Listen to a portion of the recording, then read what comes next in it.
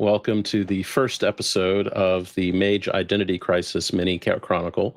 And the first episode is titled Moments of Truth. Now, before we get started, a little bit of bookkeeping.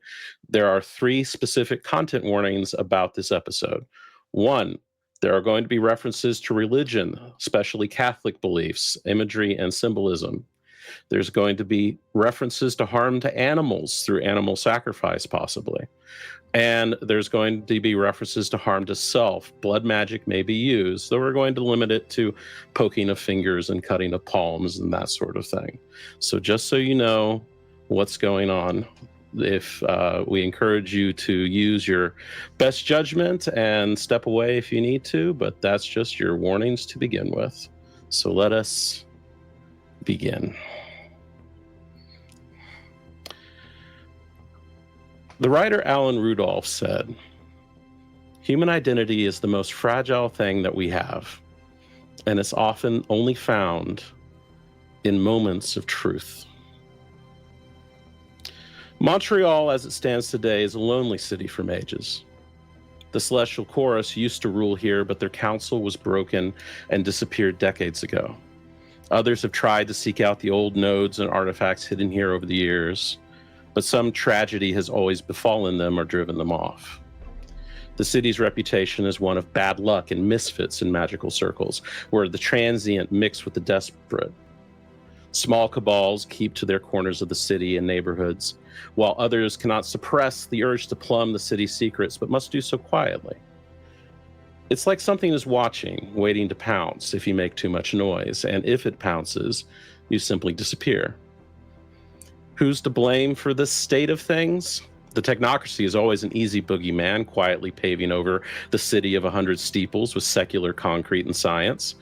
But no one knows for sure, and the technocrats haven't been seen in great power or numbers for decades here either. What else could it be? Other nightkin who have it out for mages? A powerful spirit that was unleashed? A demon that lurks underneath the city? There are rumors if you go to the right bookstore or coffee house and know who to talk to. But they are just that, rumors. And that brings us to this Saturday night. Disappearances have begun again. Some of you know people who are missing. Some of you just don't feel safe alone. The cabal that gathers at a church-turned-punk club called Temple is coming together tonight. But first, the story begins with a lonely street hermetic on his walk there on a cool Saturday night in Montreal. Bleak, if you could describe your character to us, please. Absolutely. Felix is a strange kind of melding of various contradictions. He has somewhat of the look, of the shambling look of someone who doesn't really care and kind of doesn't upkeep things too much. His hair is a bit of a mess. And his jacket is certainly a bit old and frayed at the cuffs, and he has at some point in his life definitely cut a much more put together figure. But at the same time, there is he doesn't look defeated. He walks fairly holding himself straight up, looks around him, keeps an eye out, and really kind of has an air of potential trouble sort of on the horizon. He is smoking a cigarette as he walks down very nonchalantly down the sidewalk, along the sidewalk and down into the street. He has the look of someone who is very at home, very comfortable here. He grew up here. He knows the city really well. He knows every nook and cranny of it. It has very little secrets for him, at least on the mundane side of things. And he just really seems like he belongs. He seems like he is part of this city and melds in very easily with whichever crowd he happens to be stepping along with, either here or at the bar or on the metro or wherever he may find himself. The public transport system in Montreal is renowned for being an excellent system of public transportation.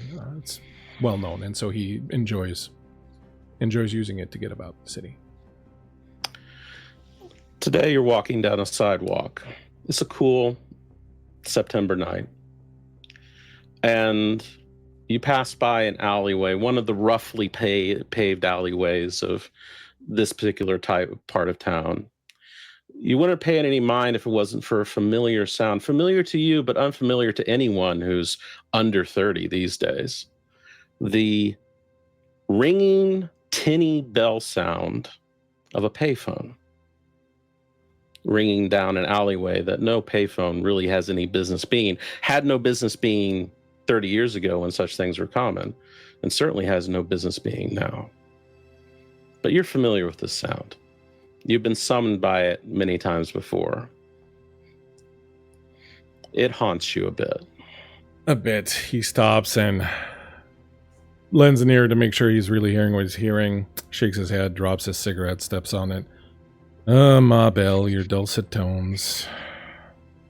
He steps into the alley and walks over to the phone, not really caring if people see him or wonder what he's doing.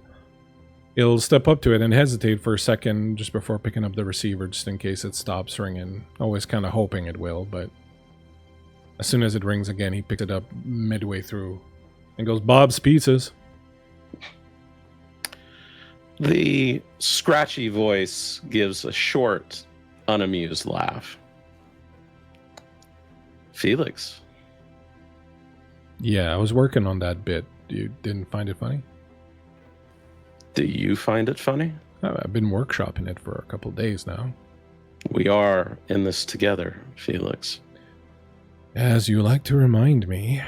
Although I can't help but notice that when trouble finds me, you're seldom around. I'm always around. It's just whether you have anything that needs to be told to you. Oh. Well, or if you'll listen. You're starting to sound like my ex-wife. Would you like me to sound like your ex-wife? No, please, God, no. I'm quite versatile. I would expect so, yes. What can I do for you tonight? You calling to offer advice? You calling to read me my fortune? You calling to tell me there's something I need to do? What's on your mind? Caller number 1. You're going to get in over your head very quickly. Yeah. But I have every confidence in you. That makes one of us. You need friends more than you think, Felix. Especially for what's coming. Oh, God, it's going to be one of those talks, right? No, just a warning. Can you elaborate a little bit on what's coming? What kind of friends I need? Like... You know. The kind of trouble that stings, right? Yes. Leaves a mark. Yes. Well, let me quickly make an inventory of my friends. And he pats himself down and he looks through his pockets and he pulls out his pack of cigarette and goes, "Well, there's one," and he pops a cigarette in his mouth. Pulls out a Zippo, flicks it open, lights it. The light that jets at the end of it is not a normal light. It's got a kind of deep purplish glow, and he lights his cigarette. Goes, "That's 2. I gonna need much more than that?" We're full of jokes, aren't we, Felix? It's not the worst thing I've ever been told I'm full of. Look behind you. Oh, God. Click. I duck.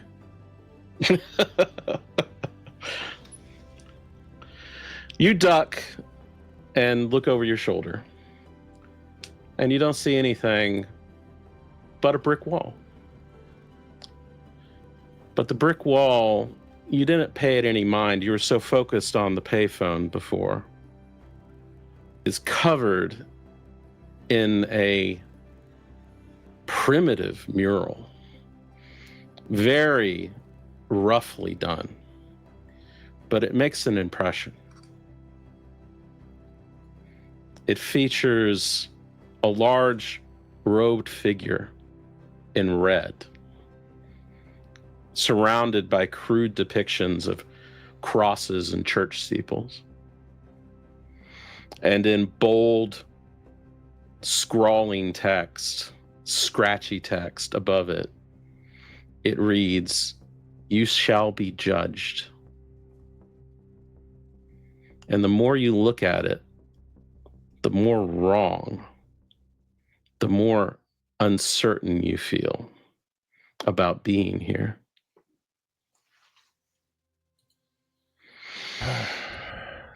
Like being back in parochial school. Does the imagery, aside from the obvious, Christian connotation, does any of it strike me as very specific, something that I might know or that I might have seen before? It seems vaguely familiar, but with your skills, you might be able to look it up. A red-robed figure sitting in judgment. It certainly makes an impression. It's certainly worth more interest later. I commit as much as I can of the details to memory. I have a flip phone and it doesn't really take good pictures. I'll take a last look at it. Take a last puff of the cigarette, drop it on the ground, step on it. You drop it on the ground. Uh-oh. And that's when you see the glass vials sitting on the pavement. They are full of they have the remnants of a faint blue liquid in them. The kind that you put a syringe in.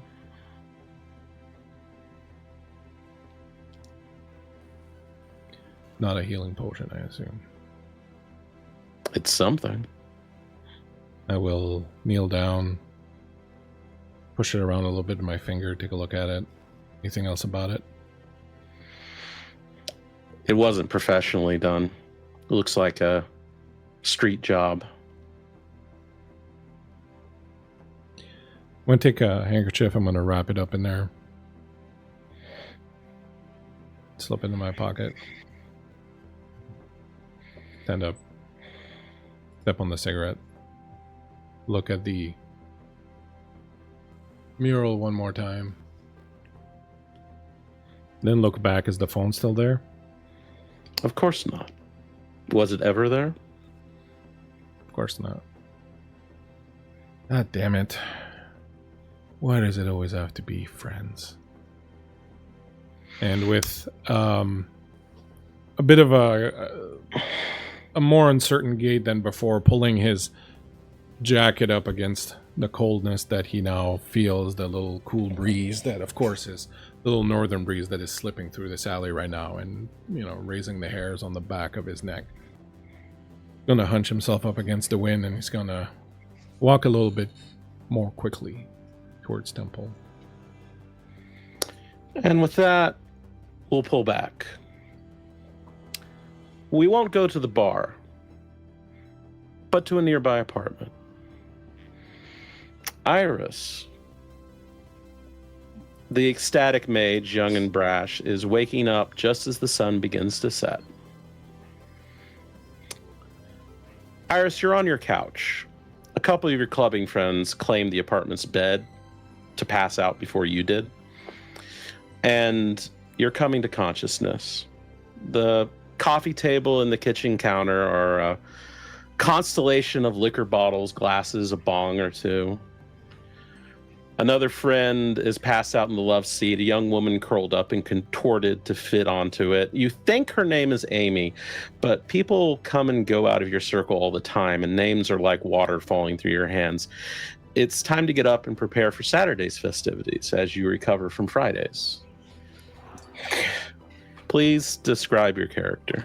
Yes, how it is waking up at 5 p.m. to start your day after being out till probably 6 a.m. the day prior, and then staying and hanging out even longer into the morning. But that's not unusual for Iris, who, when you look at her, she's young, probably late 20s.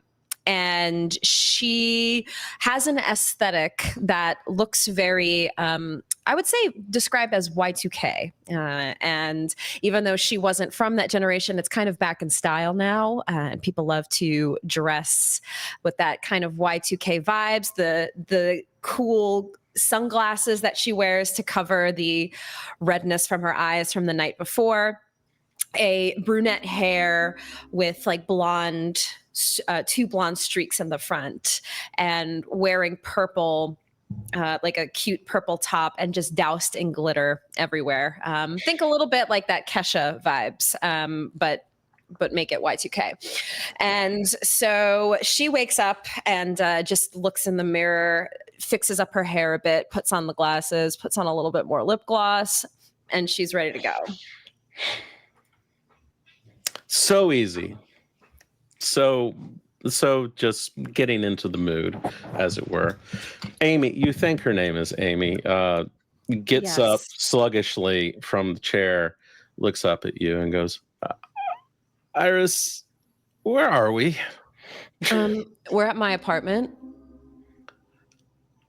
Cool. Where are you going? I'm going out. Are you coming? Yeah, should I wake up the others, or? I mean, if they're not up, that's their loss. So it's fine. I don't have anything worth stealing in here. So if they need to like crash, I don't care. Sure, let's go. She gets up, staggers a little bit, shakes her head, and Justin like lurches around the apartment trying to find her jacket and eventually finds it. She's wearing one of those faux fur jackets, which were popular several years ago, just slightly out of style, but in a slightly out of style, which is in style, strangely enough. As it is. Iris, you glance down at your phone. There are texts from others there. All of them are asking if you know where Delilah is. Delilah is another ecstatic you know of. And you consider her a little bit more prudy than you. She's more focused on meditation. She occasionally goes clubbing with you. She occasionally goes out and drinks. But she seems to be more of the ascension and self-actualization type. Yes. Drum circles, that sort of thing. Of course. Yeah. You haven't seen her for days, weeks And even. she's reaching out to me. A few others in your circle, the mundanes, are asking if you've seen her. Apparently she missed all of her appointments this week, and they've been making increasing circles of people that they might know where she is. And if someone disappears for several nights, you're an obvious culprit, possible culprit. Yeah, that's not good. Usually I would ignore these messages, leave them on read, or just, swipe away. But the fact that she's been missing and it's been a couple of nights now, that's not good. No, it's not. But you have no clue where she might be. If she's not at her studio and she's not at her house, as these people claim. I could do a bit of digging, but there's probably only so many places I would also think to look. It makes you uneasy. Yeah. And you're not used to feeling uneasy. That's not great. Well, I will keep this as a note in my head as I get ready for the evening. I still plan to try to party, at least a bit. Maybe I can ask around. I know she's not really the clubbing type, but lots of people go missing, so. Especially in the kind of circles you run into. Yes. Maybe she just went elsewhere. Who knows? Happens. It does happen. We pull out again. And we go to Temple. Temple is one of the hundreds of churches in Montreal, except for it has ceased to be a church. Its classic Gothic architecture has been preserved, but Lighting and a bar have been added, a stage where the altar used to be. It is a rock club, a punk club, a metal club, whatever the night calls for. And it is rocking tonight. Bellamy is behind the bar. Forrest is holding court nearby. The band is rocking. It's a two-band set tonight. The first is a femme-led punk band by the name of Active Bitch Face, which knows what they're doing. It's ugly music for not-so-ugly people. The second band is Pandora. It's going to be quite a show, you're sure. The music is banging and rocking. The drinks are flowing. And Forrest and Bellamy are there together as the other two are on their way. Forrest, do you have your hangers on with you? There's a couple. Why don't you describe your character real quick? Yeah, Forrest has this energy about them. It's not loud in action, but it's loud in feeling. Something about him is just magnetizing, right? And you can kind of see that with some of the people that's hanging around him. He dresses in plain clothes. Honestly, if you gave him a second glance, you would think that he's some internet influencer, motivational speaker type person. But he just keeps it really chill. This is definitely one of the places he likes to hang out, though. It's loud. Kind of drowns out a lot of things. Bellamy's behind the bar, as she always is. It is her kingdom, her throne to be there. Baeleth, her cat, has found a semi-empty section of the liquor rack behind the bar to sit on, despite any protestations not to. Laura, why don't you describe Bellamy for us? Bellamy is a black woman, middling height, probably late 20s, early 30s. I think the style that one could categorize her as would be Wiccan punk. The color palette is predominantly black. There's a lot of silver, mixed metal jewelry, like stacks of bracelets, rings, necklaces. She has her hair cut into a mohawk. And there is various symbology on all of her jewelry, from the Lucifer cross to a depiction of Hecate. Very much an antithesis to the church that was Temple. She looks like she was fired through an occult bookstore and came out the other end. Yeah, I love after it. passing through CBGB. Hot Topic. Absolutely. No mage goes to Hot Topic, except for maybe the hollow ones. Now, two of Forrest's hangers-on. You wouldn't call them worshippers, but they definitely are his adepts, acolytes, maybe? Denizens. We don't have Denizens. words. Sycophants. Bellamy. If one is being rude. Our money's good here, right? Right? Everybody's money is good here, babe. Tiny bit of respect for my friends, please. And tell your friends not to be fucking morons in my bar. Thanks. It's one time. All right. Two of his friends split off and they both order doubles of very cheap whiskey.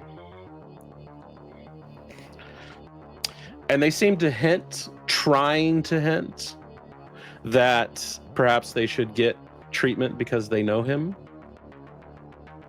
mentioning casually you were friends of Forrest, and he said that you were friends. Did he? Yes, yeah, he did. Mm-hmm. Yeah. That You got blank top shelf doe-eyed money? stare. They look flustered and look at each other and then look at you and go, "We have $40." Bleak, you're gonna have to help me with this. For $40, are we Yes. talking like Chicago prices, or are we talking like Well, St. so Louis prices? all right. So in Montreal, a beer in a bar would run you about $5 if it's local, about $7 or $8 if it's a pint. A shot of something would be about $3 or $4, and a mixed drink could run anywhere from $8, $9 to $15, $16 for a cocktail. Canadian money, of course. Sorry, my life flashed before my eyes for a second there. They have what they quoted you is for a double is perhaps enough for some not rot gut whiskey. Yeah, Not they're getting Jack. wild turkey. They're getting wild turkey. That's what that'll get you. You'll get some damn wild turkey, and you'll be happy about it. They probably do not have the palate to tell the difference. Exactly. Young as they are and doe-eyed. Yeah. Wait. Not that young. Fuck it. Okay. We don't do that around here. No. From across the bar. We don't do that around here. As an older gentleman, I have limited faith in the whiskey drinking habits of 25 and 28-year-olds. Yeah. No. So they each get a double shot of wild turkey, slide it across the bar. No one gets special treatment here, babes. You're gonna have to make peace with that. In your mind, you hear Bailiff behind you go, "Well,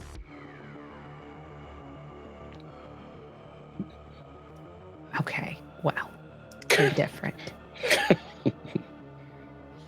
And they take the drinks and slip the 220s over to you. They look somewhat disappointed.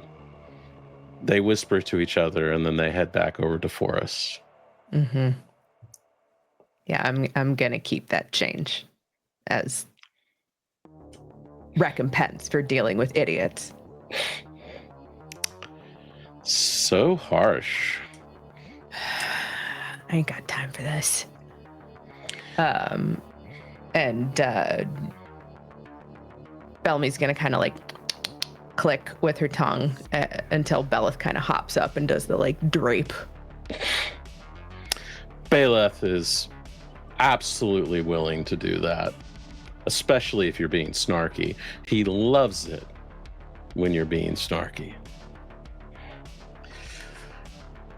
Iris, Felix, y'all arrive at the bouncer at about the same time. The bouncer knows you two, especially you, Iris. There's a $10 cover, but for Iris, he forgets to mention it. Felix, knowing your luck, it definitely gets mentioned.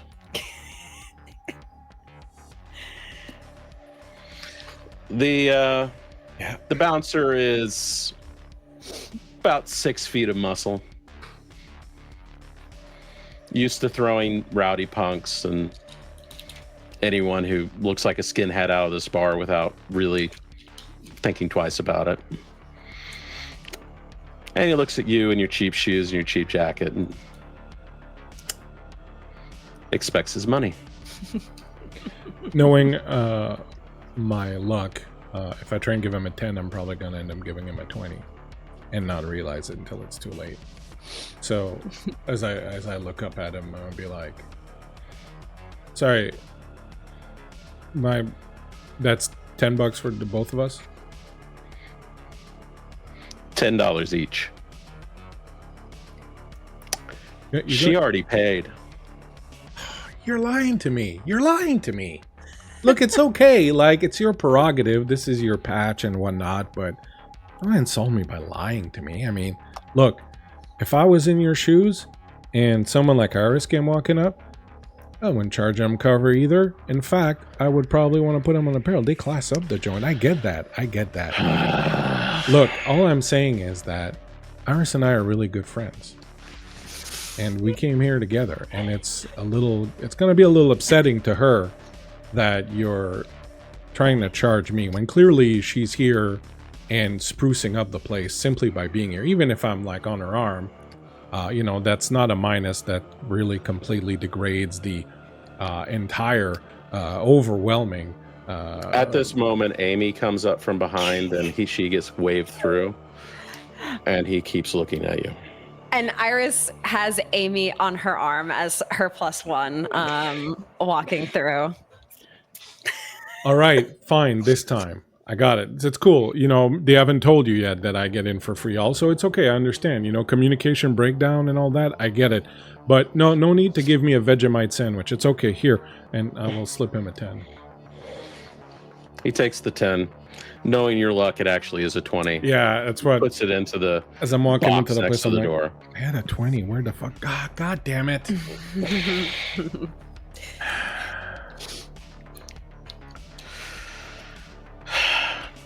Forrest is at the bar, or near it, holding court at one of the tables near the bar. Bellamy is behind it. Baeleth draped dramatically over her shoulders, as if that cat could do anything not dramatically. Cross paws, of course. Gotta do his little pretty paws. He is a very pretty little man. Is he sitting on your head? He's draped over my shoulders like a little stole. As I settle up to the bar, I'll look at Bellamy in French, although I'll translate it automatically for our audience here tonight. In French, I will say, I thought it was going to be Frank Sinatra night tonight. Was I lied to? What is this? Oh, Felix. Hi, buddy. How's it going? What's up, Putty Cat? Oh, man. Iris will walk in on this conversation, just kind of lean up next to Felix and be like, what? You don't love active bitch face? Come on. You're like one of the hottest new things. Come on, bud. Give it the time. I mean, Iris made her entire career off of that.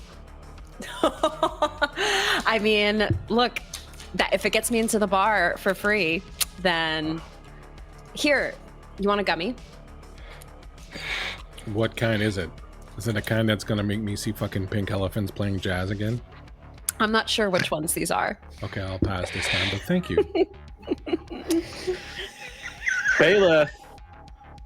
Baeleth says in your mind again to Bellamy, looking at Felix judgmentally, as if Baeleth can look any other way, and simply That's just says, his face. tell your friend that he looks like Laundry Day. Damn. I am not telling him that, bae. You should, though. Behave. I'll reach up and kind of give him the good under chin scritch. That is unfair. That is so unfair. Don't stop. Yeah, that's what I thought. Forrest Be joins nice. the group. Hey, what's going on over here? Felix, I hide the you gummies. look like Laundry Day. That's funny. I was gonna go do laundry, but then I had to pay cover here, and now I have no more money to do laundry. So, are you offering to spot me? You had to pay a cover? It's unfortunate. But am I the only one who's paying full freight here? What the fuck's going on?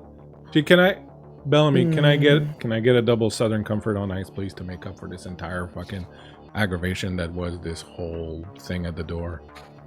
Felix, I think I've told you about this. If you don't want to get clocked by Max up front, maybe you should wear not that.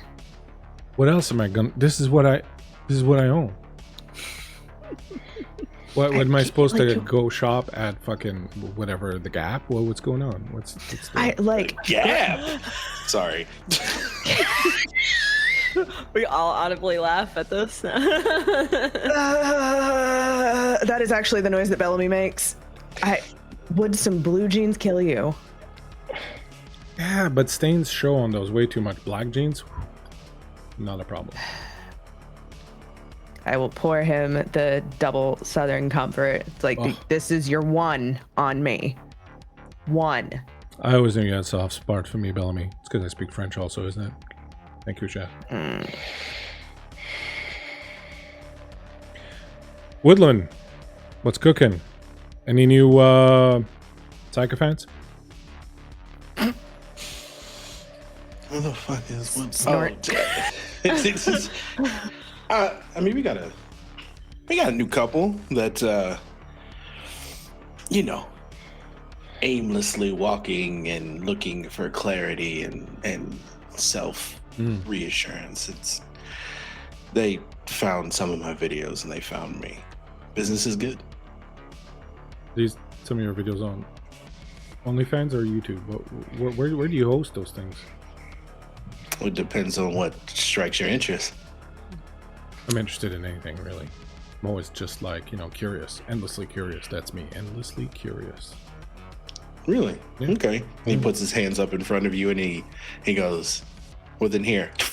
And just sleight of hand gives you a card with a QR code. Find what you like.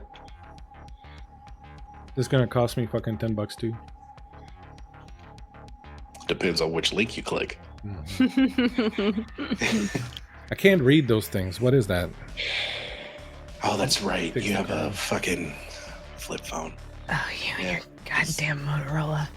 Jeez. Yeah, you know who makes those things? Those thingamajiggies that you got in your pocket that you can fucking hack into the Pentagon with? You know who makes that? The Big T, right? They're on that, they're in that, they're all over this thing. You punch your information on there, you put your face on there, you do something, they're on you. So I'm just, I'm going to keep it low tech. Safer that way. It seems like no matter what we do in this modern day and age, we will be somehow monitored or tracked by the Big T. So I'm not, at this point, I embrace the sweet death that they may bring us. Yeah, no, at this point, I embrace our technocratic overlords. Fuck it. I, for one, appreciate the environment in which our ape overlords have provided unto us. What's wrong with the three of you? Do you want a list? I like convenience.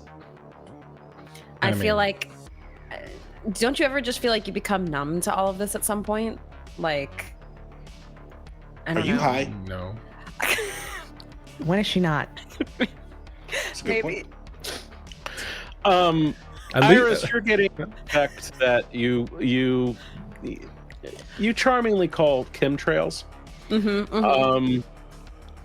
Everything's getting just blurry enough, just a little bit of after image. You think this might have a little bit of big K in it, just enough to give it a kick. A little bit of special K. Okay. Bellamy kind of reaches up and, Iris, focus, babe. You can't even see because, you know what? I got my sunglasses to cover up. Just start waving at her. Corey Hart's world, and we're all just living in it. Look, this is what we have to do to keep things going. At least that's what I do. Yeah, I have something to show you, Iris, that I think maybe you would be some kind of expert on. Would that be okay? Sure. I love giving my expert opinion. I will sort of sidle on over and kind of out of sight of, the vastness of the crowd of sleepers. I will put a handkerchief, something wrapped in a handkerchief, on the bar and push it towards it. I'll take a look under a little peek under the handkerchief subtly. This looks like a injectable that has been made in a home laboratory and given a cap using a home tool of some sort. It has scant traces of whatever it was in. It's faint blue. You're not familiar with it. You've heard whispers of some new drugs on the street, but nothing that matches this description. It's not heroin. It doesn't have the right consistency. This is one I'm not familiar with, if to your surprise. And if I'm not familiar with it, then you know that it's got to be something. I don't fucking know. Wow, that means they made it this morning. Jesus. Where did you find Can this? I do like a medicine investigation or something like that? Absolutely, you can do a medicine plus investigation roll, or it would be perception plus medicine would be this roll. Got to get my dice. Tracy, Iris can also roll. Yeah. It can also roll wits plus streetwise. What's streetwise? Okay. 4 successes, perception, and medicine. Definitely homebrew. This was not made in a medical lab. The cap is made with a rather primitive tool on it. It looks like these vials are the kind of stuff that you can order off of Temu. 3 successes. You know a few people who do homework like this. Nothing that's blue that you know of, but they do the kind of hard stuff that's not really party friendly, more the knock you out and make you forget the universe sort of friendly. It's not the stuff that you usually truck in, and they tend to be fairly bad characters even for the street scene. Uncommon in this city compared to others further down south, but they exist. I have an idea. You have an idea?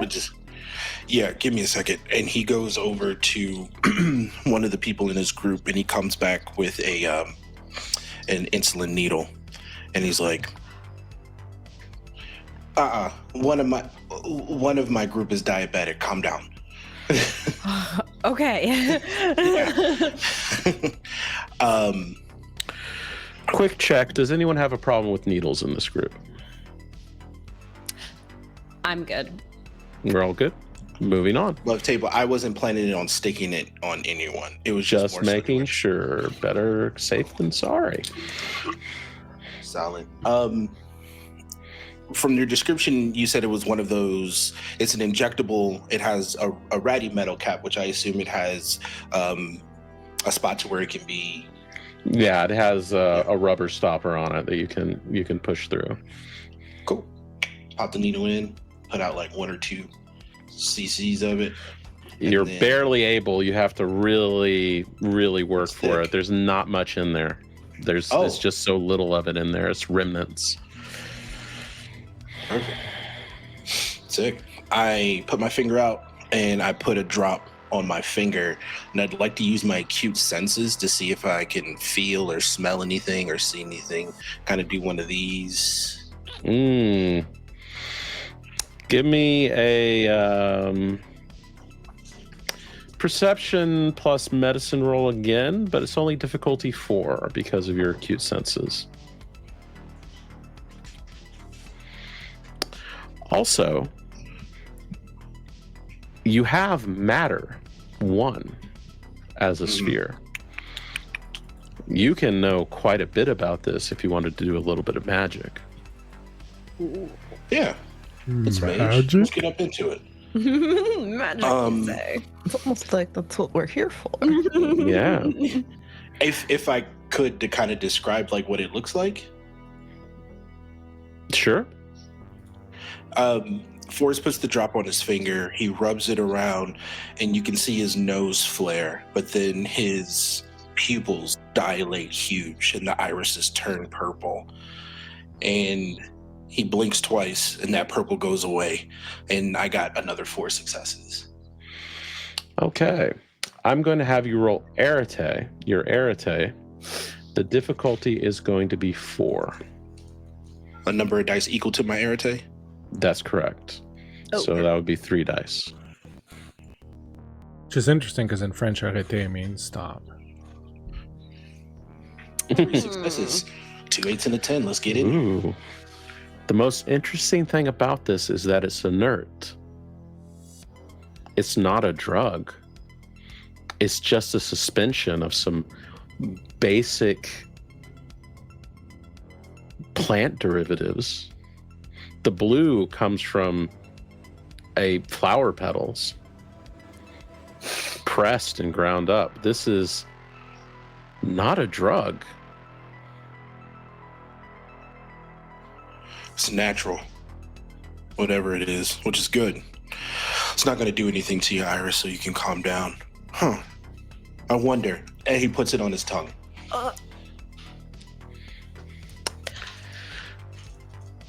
Roll I had the GM hesitation of, holy fuck, I didn't think one of them would do this. plus awareness. Oh. Wits plus awareness. Yeah. Can my acute senses help with this too? No. Awareness is mystical, as opposed to alertness, which is physical. Well, awareness is mystical, so can I put a little magic into it? Would you like to activate one of your other senses, perhaps spirit? Yeah, I was thinking spirit. Roll arete, difficulty 4 again.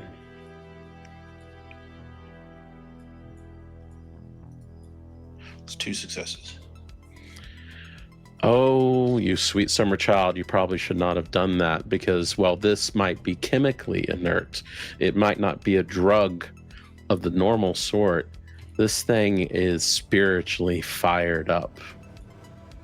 Yeah. And the normal barriers that exist in your mind and perception between the spirit world and the real world, as much as this is the real world, the moment it touches your tongue, you feel them weakening. But more importantly, you feel your defenses weakening. Like you're opening up. You've done this before as a dream speaker. You've invited spirits to possess and to invoke through you. But this is involuntary. It's a very brief sensation. You have a very, very small dosage. But you start to see wild colors. The spiritually enhanced spirit world of this club. The strange creatures that inhabit such a place of debauchery and intoxication and joy and primality. You briefly see them. And they briefly see you as you light up for a moment like a candle to them. And then it fades, and you're back in the real world. Oh, okay. Oh, buddy, don't you throw up on this bar. I'm not. Can I get some salt water? A lot of salt, please. Yep. And Bellamy will like use the soda gun, bunch of water, cracks open a salt shaker, table salt. Then he downs it, and then he like hunches over and he's like, "Oh, okay, woo, Okay. What happened? Tell me everything. It's first off, like he takes the vial and he puts it in Felix's hand and he goes, "Keep that away from the three of us." To start off, it was strange. Everything, the veil wasn't lifted. It was fucking ripped down and then it was burned. And I could, and Forrest is excited and his brain is going and it's going. And he's like, for a moment, I could see everything. You know how when people drink too many energy drinks and they're just like, I can smell colors. That happened right now. And that was just from that much. Could you imagine? Oh, holy shit. Where'd you get this?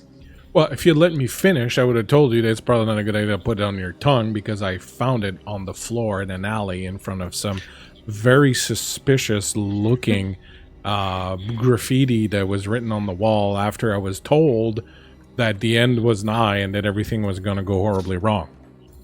But, you know, You're just no, describing put it on any your drop tongue. that anyone's ever seen. Told Okay, it's fine. by whom? I got a call. As I do on my phone. And I was told that things were going to go awry, which they normally do, so it's not like I paid that much attention to that. But the second I got off the phone after being told that I was going to need some friends, etc., I was told to look behind me. I turned around, I looked, and there was this really fucked up mural painted. And the more I looked at it, the more it made me want to just go throw myself in the St. Lawrence River. And on the ground at my feet was this thing.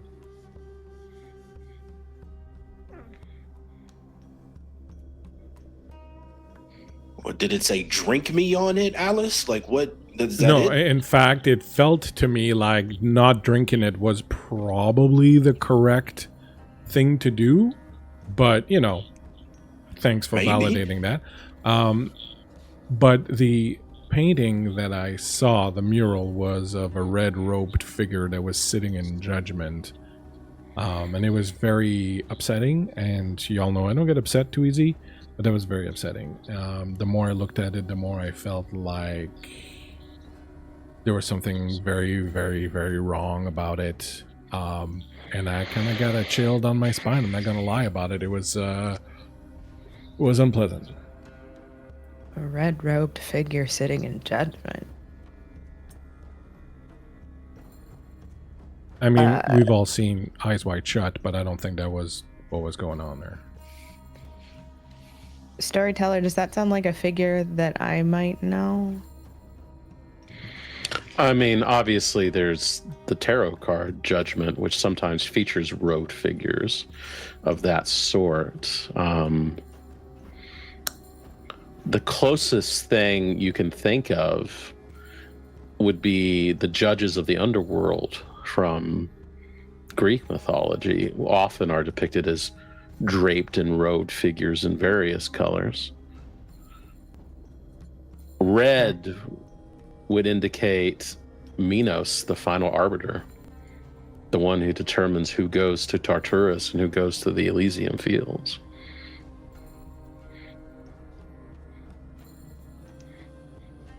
That is very particular. Yeah, ringing a bell. And I will let the Cabal know what I know. Was he the guy who had a Minotaur in his little basement? No, Minos? this is Yeah, he's the guy with the golden touch. No, that's Midas. that's Midas. No, not the muffler guys. They're named after. Oh, I that was guy. about to say, I was just like the Jiffy Lube dude. Like I don't fucking. No. Didn't you read any of the classics? Okay. Surprisingly, yes. Actually, it's just coming down. Okay, so I'm not talking about Anne of Green Gables. Sorry. Yes, go ahead, Bellamy. before we go on another tangent about why we don't just put things in our mouths, Forrest. Felix, if the implication that something like this is just out and about in the world, some of us know how to handle that kind of thing. Many other people do not. This is true. Who's to say this isn't gonna break some poor kid's brain wide open? Yeah. Look, I'm on the same page as you are here. I mean, where do we go with this? I Like, if I have a question. yeah. What if we're supposed to use this for something? Of course you would. That's true. Okay, think, I'm being I'm on the you same feel me? page as you. Yes. right. Think about it. Iris, you could.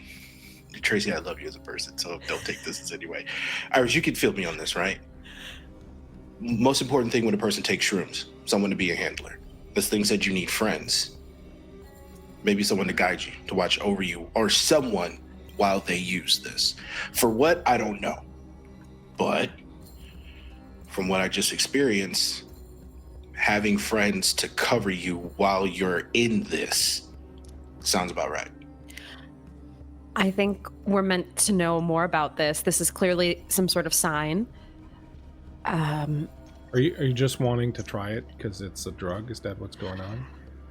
Do you realize, like, the reason I do a lot of these things is because it helps be able to see beyond, to see things that, like, can help. You ever stop to think that maybe it's not helping you see things beyond, but rather it's just creating things for you to see, inventing them? This is not. We're not here to debate whether or not what I see is good or bad or helps. We're here because you received a message. You received an item. This is meant for us to explore more. And it seems,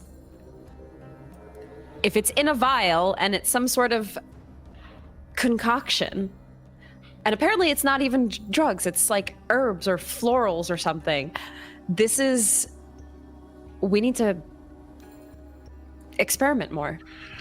To be fair, some herbs, flowers, they can cause hallucinogenic interactions and experiences and things like that too, which could result in the drug-like instance, but it is natural. Okay, but so you want to do that? We don't have any more, first of all, so you can't just start doing it. Second, I think it would be a lot more rational to just take what we do have left before Forrest here fucking lights himself up with it and get it to a lab and get it checked out and see if anyone can tell us anything about it, or... I might know some people who can help, who might be able to look into it more. How much is there? Sorry. No, it's okay. Go ahead. What was the question? Just how much exactly is there? Yeah, do we have any left? You have maybe a drop or two after you had to work to get enough to even, like, analyze. It's the remnants of what should have been a much larger dose.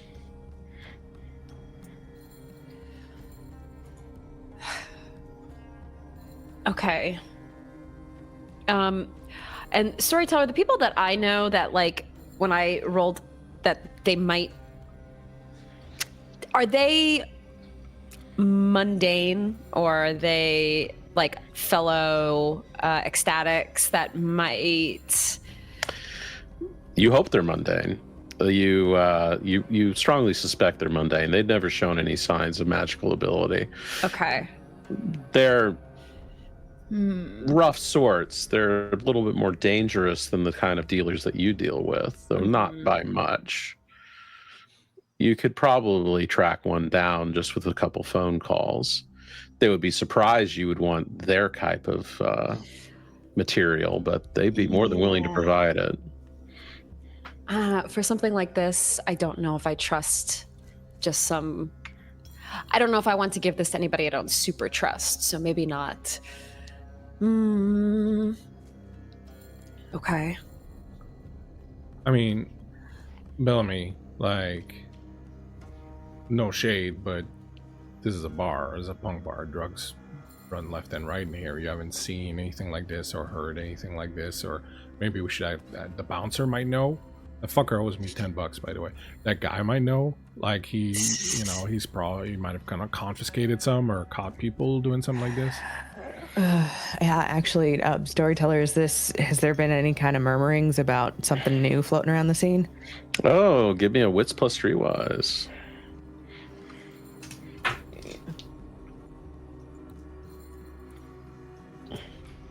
Okay.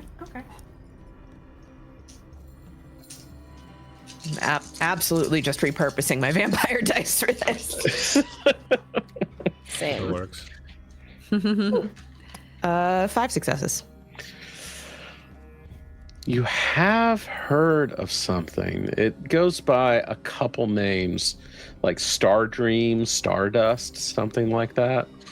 It's known to be a bigger kick than LSD. It's something that really makes you fly in all the right places. Felix, can I see that? The vial. Can I see it? Yeah, hand it over. I want to tip it up like to the light to see, like, I imagine there's been a description floating around.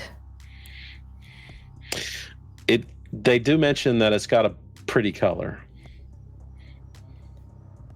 You know what? Yeah.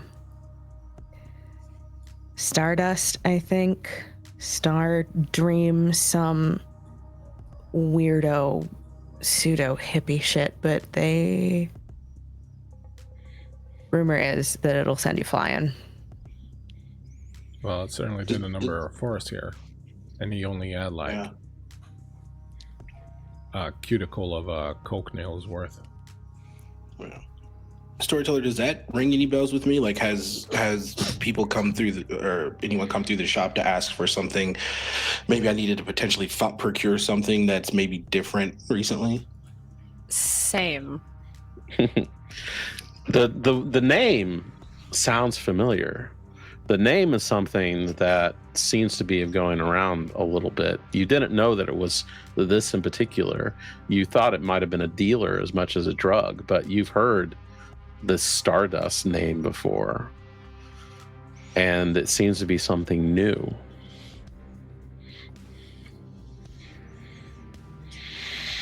Okay. You have people you could talk to. You know how to find dealers of more exotic things. I mean, you don't do LSD or any of that sort of stuff all the time, but you do know how to get it, and you do know the kind of people that specialize in it. I get to specify, not all the time. Hey, thank you, DM Redcap, for the raid. We greatly appreciate you. We're playing some Mage. This is a game with some mature content, so do please be aware of that. But we thank you very much for coming in. I hope you'll hang out and have some fun. It opens the senses. Works really well with White Sage. Did you feel that, Forrest, did you feel like this was like a positive buzz, or did you feel like it was really like, you know, wired, Cthulhu's calling kind of thing? No, I felt wired. It was like electricity, like pounding. And then once I got past that feeling and the notion that I'm not buzzing, I felt like something or some things or someone's knew I was there before I knew they were there. Something could see me. Something could sense me that shouldn't be able to easily.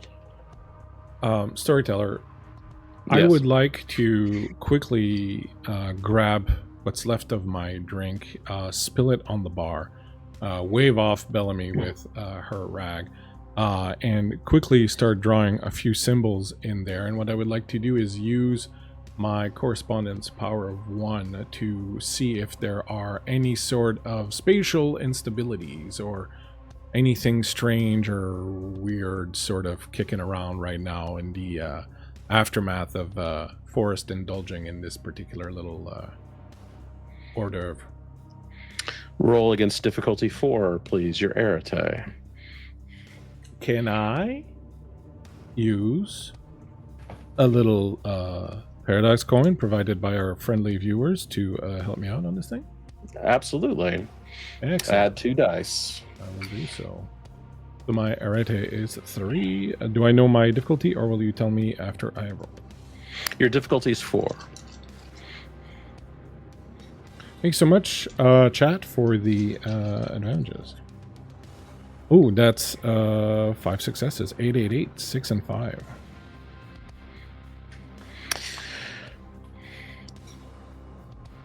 It's not so much that the general area is weakened, but Forrest himself seems to have less boundaries to him. everyone has natural senses of self, natural senses of boundaries around themselves, and natural defenses of their own pattern. And forests, those seem just slightly, perceptively, but slightly weakened.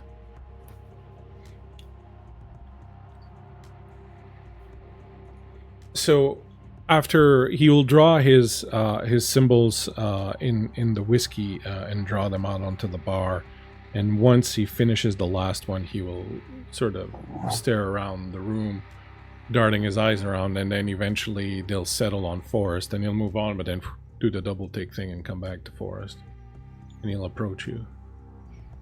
Is my fly down? In a matter of speaking, yeah. Sorry. There's something strange about it. I don't know if it's connected to the drug you just did, but there's something a little bit off about you that I've never noticed before. You know the envelope we all have that kind of delineates who we are in space and you know, in the metaphysical sense of things, like the space that we take, who, you know, like everything that we know about ourselves, everything that we have learned, everything that torments us, that sticks with us, that we worry about. All these things are contained in a sort of kind of envelope, so to speak, that delineates where we are in space. Yours is shifting a little bit. It's like imagine that you had been traced out and someone colored in, but as they were coloring you in, some of the lines started moving out. And so that there is this empty space around you, like this envelope has started getting bigger or opening up. You're bursting out your britches is what I'm saying. Oh shit, again. Yo, no, that just Not literally, Forest. I God's on understand high. what he's saying. Lighten up, it's a bar. So for some reason, cosmically, I'm susceptible slightly. Well, the question is, did you do anything else that might have provoked this before you got taken this? Because if you're sitting at home all night doing LSD or whatever, and then you come in and do this is probably not what's causing it. I don't. First off, let's just put a line on that right now. I know dealers. I don't partake often. Just calm down. It's not a judgment. I'm just saying, like, it feels like it. No, it's just saying if you're sitting at home all night doing something weird, and then you come here and you do this one little thing, that's probably not the little thing. But if you were, like, you know, behaving all night, then there's a good chance that it's this. The only thing we did before we came here was a cleansing. We do it every evening before we go out. Oh, is that the one with coffee? Does that work? If you want a coffee enema, I can get you one, but no, that's whoa, not. Whoa. No, it's PG-13. something that I learned. It's something that I learned. It's an old shamanistic ritual to where it hones the senses, it clears the mind, it provides the energy around you to where it's not pure, but it's able to be filtered through so you can, you know, prevent bad vibes, energies, things like that. Plus the kids love it. I sell a kit. It's like $50. So you're out here fucking burning patchouli and fucking hoping that it clears out the air around Bergamot specifically, but yeah. Do I think, Storyteller, that might be what has caused this, or am I pretty certain that is the problem? Everything you know about dream speakers, one of the first things they learn is how to keep their barriers up, because there's few things more dangerous than dealing with spirits who know your barriers are weak. Everything he's describing is proper ritual and practice for dealing with spirits and keeping those barriers strong. And something has poked holes in it, and you're pretty sure it's the drug. Well, whatever this thing is, it seems to have been a little counterproductive to your cleansing from earlier, because it's poking holes all over your defenses. It's good to know. I'll step it up. There's other things that I can do. Okay, so look, y'all know that I don't fly off the handle easily. I'm not easily spooked or rattled. This thing tonight was really weird, and finding this drug, I get the feeling is some kind of warning or some kind of, first step, and I think you're absolutely right that we have to kind of get more information about it, and I think we should work that because this feels like it could be problematic. Not just for a random person B, but very specifically for people like us. It seems like we don't have enough shit coming down on our heads. Yeah. Tell me about it. I'm not super connected on that side of things. I'll gladly accompany someone if you need to go talk to someone or do something. Regardless, no one should be going to investigate this alone, not with what's been happening. Not with the people that keep going missing. I could start with some phone calls and start there before we hit foot traffic. I can too. If we want to talk to one of my people to try to look into this, I really would prefer to go with somebody like we super trust, because this just doesn't seem like this thing seems like it's something that needs very delicate care, and I don't want to just entrust anybody to look at it. So no, you're right. Okay. Let me see if I can get somebody to cover the rest of my shift. Shouldn't be a big deal, but something tells me we should probably get a move on this. Can I get another drink before you go off shift? Just I spilled half of mine on the bar. You did that to yourself, bud. I was helping the group. Yeah, that'll be $6. God damn it. Getting upcharged everywhere, my friend. I just don't have the same swagger you do, Iris. People No. just don't look at me and instantly want to please me. I don't know. You'll why. learn. I don't know. People pay too much attention to you when you're like that. I don't like it. I'm glad it works for you, though. Looking great, by the way. The hair, is that new? I did just add some blonde streaks in the front, so... Amazing. Perfect. Iris, who do you want to call?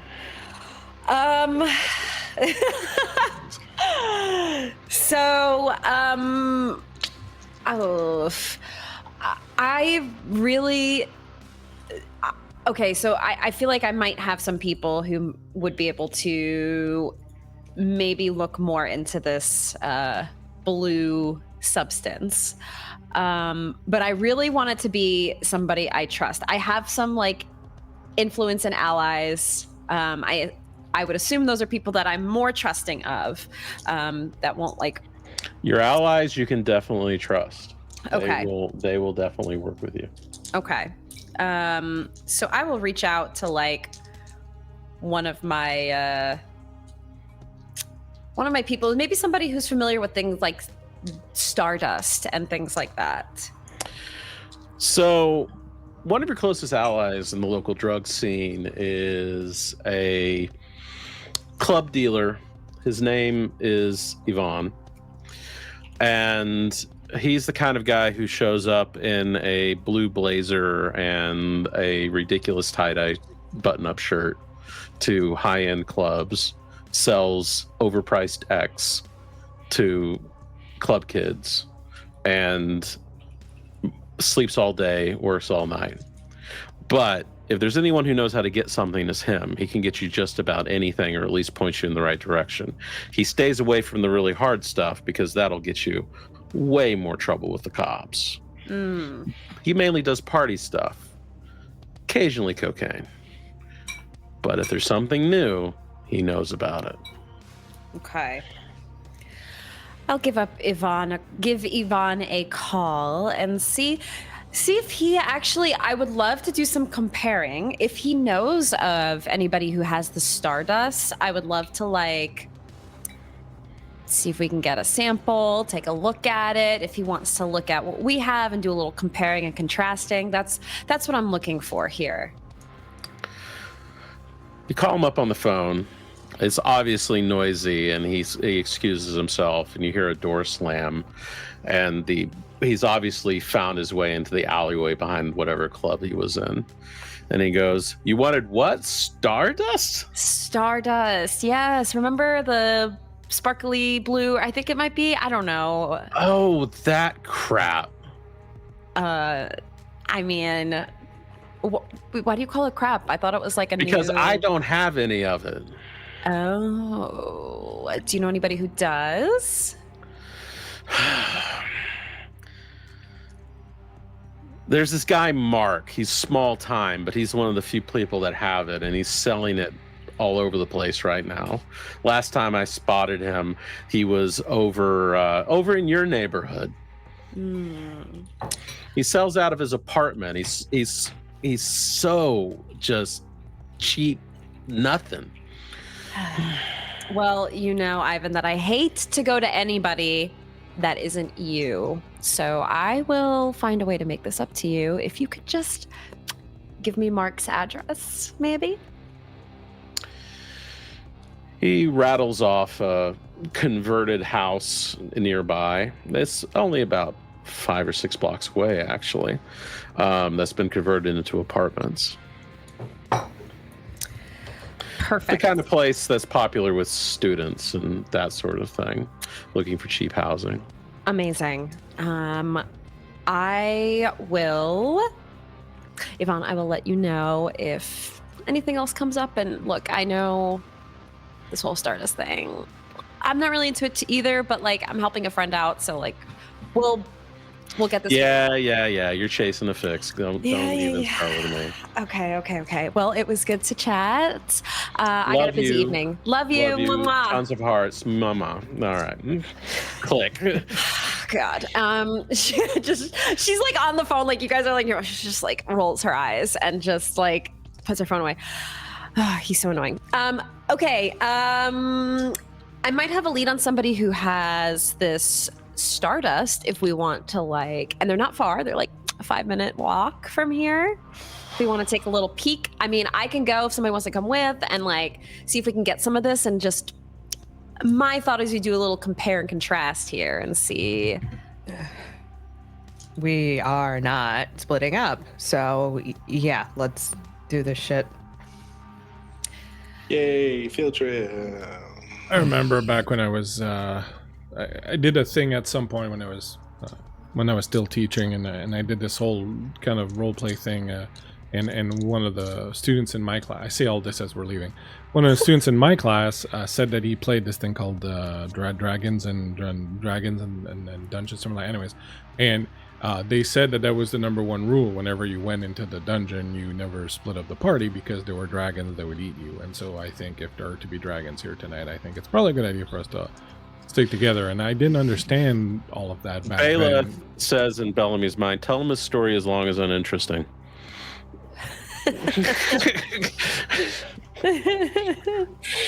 Bella. You know you wanna. Yes, I do, but that's not nice. I give Forrest shit because Forrest has earned it. What? Oh. You did. You said it out loud. I personally felt accosted. Sorry. So speaking of Forrest, as you start to leave, your various hangers-on look at you and they start grabbing their stuff as if it is now time to go, and they're going with you. Hey. No. Sorry. I need to take care of something. It's for the betterment of our group. What I suggest that you all do is go back to the shop, give me an inventory check. How does that sound?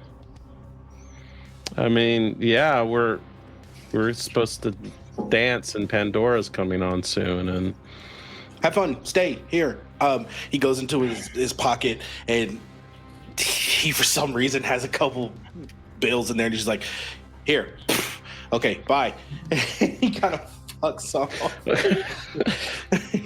Ever the caring leader.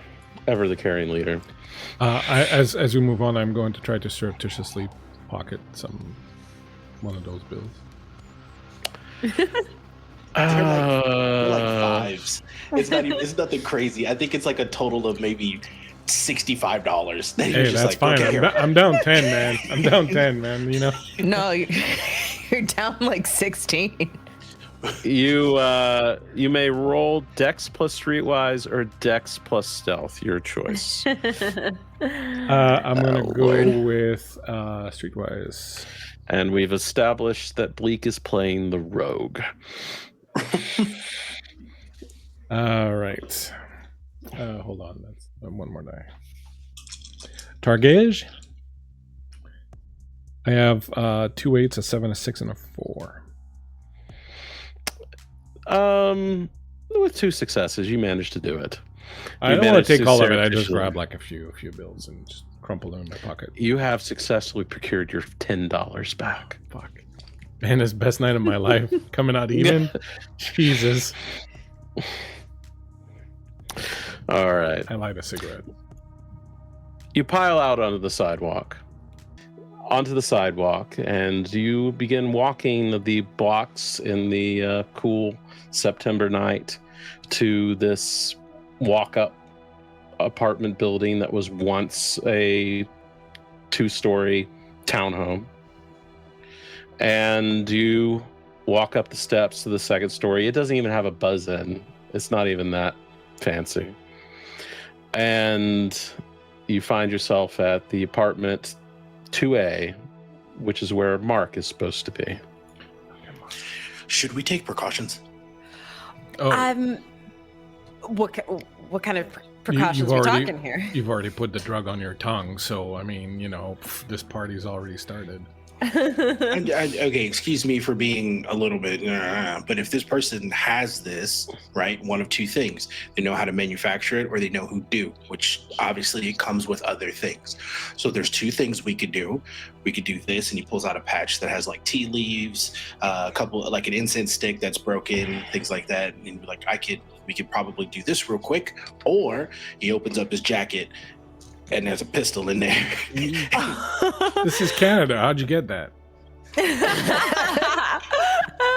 That's funny. I know people too. Okay. I don't think violence is going to be immediately necessary. And as Bellamy is saying this, she's pulling out a pair of little, this cute little pair of like blue round framed glasses. She'll just kind of perch them on her nose. Storyteller, this is my talisman. Absolutely. Push those into place. We're just here for information. Mark is fine. I don't think we have anything to worry about, but I'm glad we're prepared. Yeah. Our options are not just potpourri or 9mm. Listen, sometimes this potpourri packs the same amount of punch as this 9. You never know. I mean, the world of mages. I've smelled the candles at Walmart. I know what you mean. Wow. Iris? All right. Let's go. I will initiate, and I knock. The door opens. A 20-something man with a bad flock of seagulls haircut Oh, love that. opens the door. He's wearing a tight black shirt, long sleeved, and blue jeans. And he looks at the 4 of you and goes, he's obviously slightly weirded out by having a bunch of people just at his door. Like, What's the matter? You've never seen the Village People? what? Mark, right? Hi. Hi. I'm Iris. We may or may not have met at some point in time or life. Although many say they can't forget me, but that's just one thing. But I was a bit of a referral from my dear friend Ivan. And I was wondering if you could help me and my friends with something. Ivan said he was going to kick my ass if I showed up in the same club as him. Yeah, he can be a little rough around the edges, but you don't have to worry about him. He and I were like this, so no worries at all. Oh, okay. Laura, you know that thing that you usually see around people that says, their aura, that says they're alive when you look in their, look through the lenses? You don't see it on this guy. Uh-oh.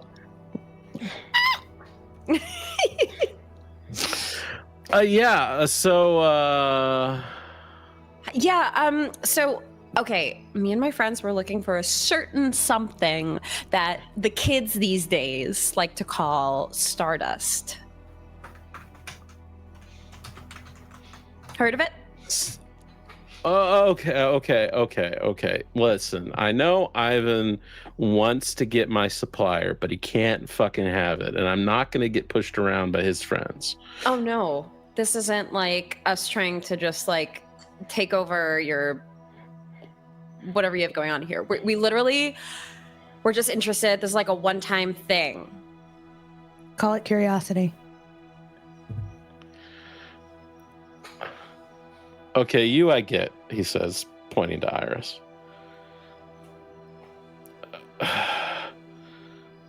The craft, Goodwill Hunting, and Nirvana, I don't get. Hunting. Wait, which one's Goodwill Hunting? Am I Goodwill Hunting? He says in character. Am I Goodwill Hunting? No, you're Nirvana. How am I the craft?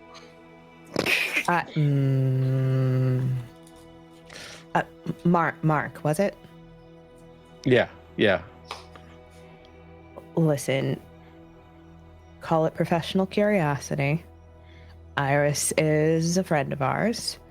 I mean, you can never be too careful just wandering around at night, so safety in numbers. It's true. You could have easily, Been kidnapped me or something. Yeah. That's not my business. I'm not accusing Mark. Okay. I'm not accusing you of anything, sweetie. All right. Well, we're not doing this in the hallway. He gestures you inside. As we go in, I would like to light a cigarette, and as I do, I would like to use my my magical item, my wonder, which is the mood Zippo. Get a read on his current. So this guy's, so the color you get is kind of flickering yellow brown, and that indicates you've learned this over the years. This indicates the very specific emotion of squirrely. He's squirrely as a squirrel with shit on his tail. Yeah, exactly. He is definitely of a sort that is feeling cautious and nervous and slightly weirded out. Okay, slightly weirded out, like we're strange. Apparently, it's like he's a drug dealer and we're complete strangers who showed up at his door. Right. And asked for drugs. I mean, valid. wouldn't that be like kind of part and parcel for his day? So before, I'm assuming that Iris and Forrest start entering. Yes, I'll go right in. Before Felix gets too far, Bellamy's gonna grab him by the elbow, and under her breath in French, which I will translate for our lovely audience, mostly because Laura doesn't fucking speak French. He's dead. I don't think we need to kill him. No, I mean, the man that is walking and talking into that apartment is not living. Oh. Just be on your guard. Any specifics with that? Like he's like unliving, or is he like he should be in a box? Given the fact that he is still upright, I'm going to assume that he is of the unliving variety. Well, my little Zippo just told me that he's feeling a little bit squirrely, so he's gonna be on edge. I'm gonna go and I'm gonna stand opposite the room from you. If shit goes down, just don't stand behind him, okay? Okay. I have one question for Bellamy. Where's Bailiff? Apparently got over to Hanging out with Tracy Iris. somehow. Did you Perfection. ask him to stay outside, or No, Bailiff is with me. He was likely just kind of trotting along next to our little cabal as he does. He does the happy cat trot where he's got his little tail like up straight in the air, his little proud tail. So he was just kind of sitting at my feet. humming magical Mr. Mistopheles as he does so in your head? That's my favorite song from that thing. Sorry. Everyone's favorite song from that thing. Memories is just depressing. I know, that's just sad. So he walks in and he turns around once y'all come into the very, very oldly, shabbily dressed up living room at the entrance to the apartment and goes, okay, so a vial is 3 doses and vials are $100 each. Jesus. Those are 3 doses and vials, $100 each. So that's 300. I can do math. No, it's 33 each. Oh, 33 each. Okay. Yeah, per dose. I see. But you get it in a vial and it comes in 3s. Okay. Now you can do a double dose, but I don't recommend it your first time. Just exactly like what kind of high is this going to give us? Like one of our friends had a little bit and he kind of talked about it, but it was like a minuscule amount and it seemed trippy. But like, what are we talking about here? Are we talking about like ecstasy, LSD? Is it going to be like, you know, all of a sudden I'm seeing ants A little crawling bit of along? Special K, a little bit of LSD. What's special? Fancy. Okay, like ketamine? Like, Ketamine. Yes, dear. well, Whose dad are you?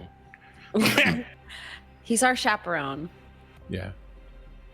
I'm Are you cops? You have to tell me if you're cops. Yes. No. Forrest. Hey, fuck this guy, dude. Like, he's jerking us around. Come on. Get the shit. Yeah, we have the money. Okay. He holds his hand out. I look at Forrest. Are you serious? All right. Do you want one? Because for 4 of you, you're going to need 2.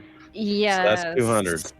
I think we'll take another. I will hand over $100 bill. Forrest, would you like to go have these? I would love to. Thank you for offering at least, Bellamy. You're a cherished friend. Hands over the other 100. He takes it, goes, all right, stay here. He walks into the back. You hear the door slam on one of the rooms down a short hallway. You hear some things moving around, obviously furniture being moved. And then he comes back. I have Yes. a question before we do that. I'm very interested in what's going to happen when we leave. Is there a way that I can do a quick ward on a table, a chair, or something to like sense, maybe even hear? Like, it could be a short time thing. To monitor what goes on. Yeah. So that would be a correspondence effect, which you don't have. That's the relationship between spaces. However, you could convince a spirit to watch it and then come talk to you. But you have to pay Realistically, it do I off. have time for that? Let's see how well you roll. Nice. Okay. So first, this would be a spirit 2 effect to find the spirit and start to speak to it very quickly. He's giving you a minute or 2, so you might Okay. pull this off. What does it look like you're doing in order to contact a nearby spirit? I take out a silver tin. It's labelless, what have you, and I open it up, and it has purple, what looks like breath mints in there, and it's something that I've put together alone in my shop. It's something to. It's kind of like taking like 3 cinnamon Altoids. It allows you to take a deep inhale, but this inhale that you're doing is on the other side. It's across the veil. So when you're not breathing in oxygen, you're breathing in almost ether. And then that's what's going to allow me to be able to speak. Very well. Roll Arete difficulty 5. You do have night moves, by the way. I'm sorry, paradox coins. You got the Paradox. paradox coin. I would like to use a paradox coin that gives me an additional 2. That's correct. Can I argue an attribute with this as well? You can roll attributes to lower the difficulty of the magic roll. What would you like to use? I would like to roll charisma. You may roll charisma plus occult before you roll Arete. Okay. What's my difficulty? 6. 6 successes. Wow. Very well. You are rolling your Arete roll with a difficulty of 3 instead of 5.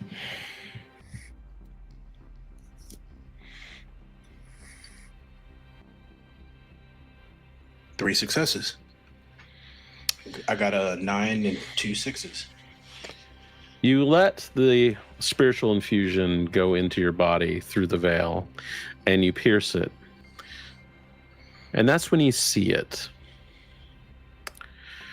In a normal house, in a normal place, you would expect there to be the various household spirits, things, especially in a place like this, you would find ones of drugs and so forth, minor banes of that nature. You don't expect to see this black skeletal thing in the corner, thin and huge, waiting.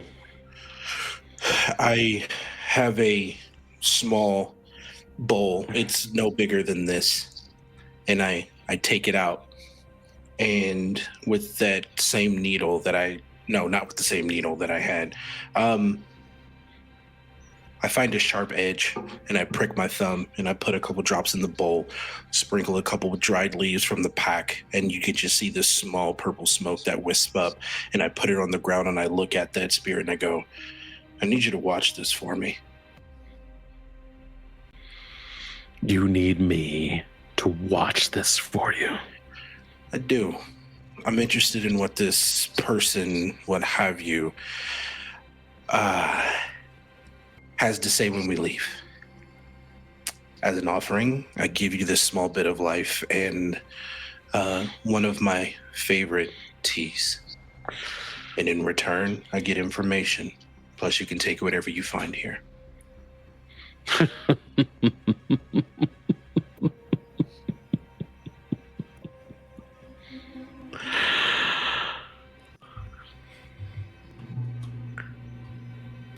Because it amuses me. I'll ask one more thing in exchange. What do you have?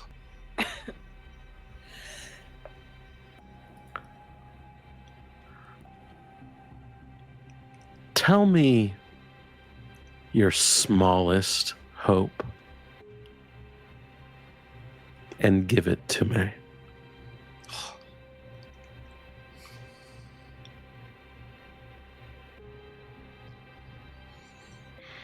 My smallest hope. The little thing you cherish.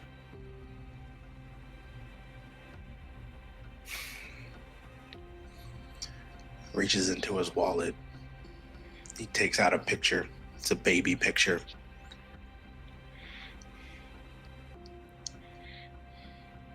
I hope to find her again. No, I don't think I will. He puts it in the bowl. Agreed. Fuck. It better be good, too. I don't want no whispers and pizza orders. Oh, it'll be good. Perfect. And the image of it fades. Go ahead. Oh, he expresses gratitude in this.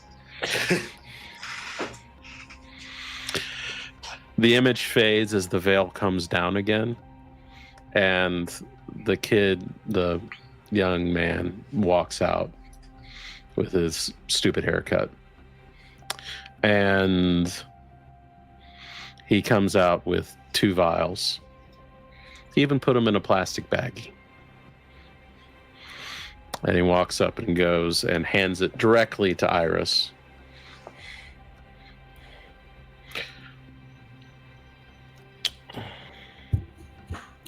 Thank you very much. Pleasure doing business with you. And look, I'm sure if there's anything you need, like additional business or like anything like that, just let me know.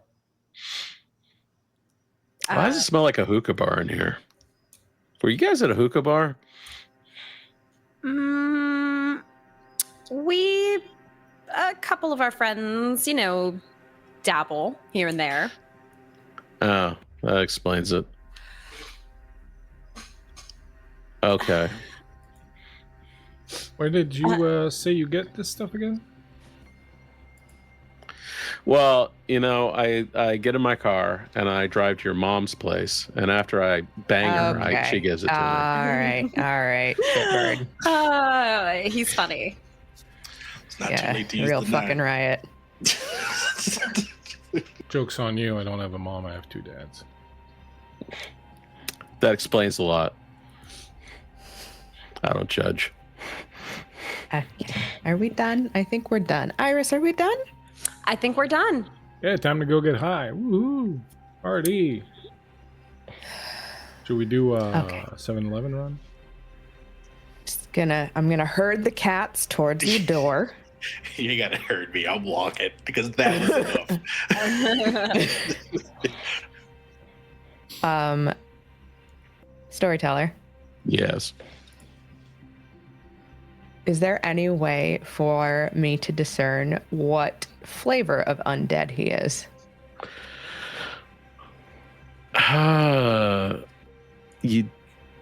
You would have to do a prime spell to do that, to read his aura.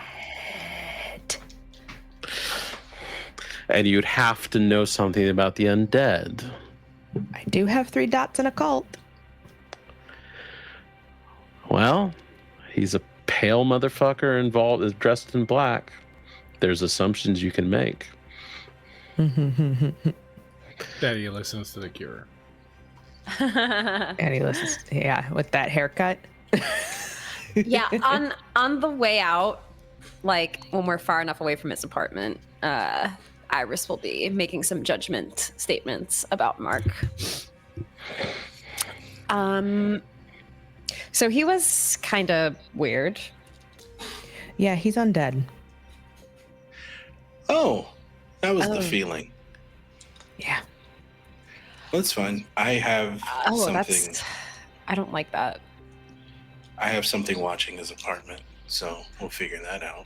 Oh, good. Might be good to keep an eye on. Yeah. I'm not super well versed in the, lives and times of the undead.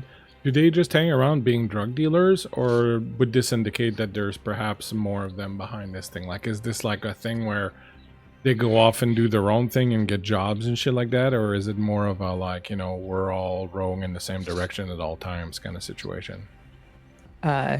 Is there a role I can make for that, Storyteller? Laura knows how this shit works. I don't want to metagame by accident here.